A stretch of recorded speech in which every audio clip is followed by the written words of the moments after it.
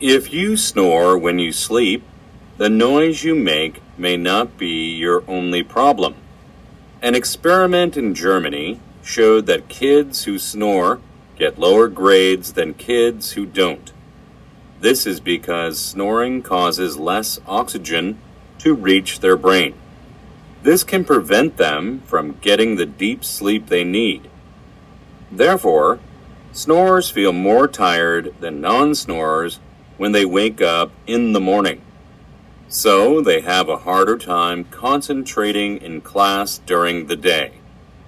In addition, snorers usually breathe through their mouth rather than their nose when they sleep.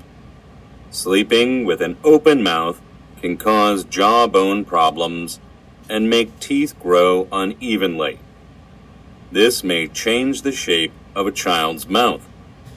So if you often snore, it might be a good idea to see a doctor.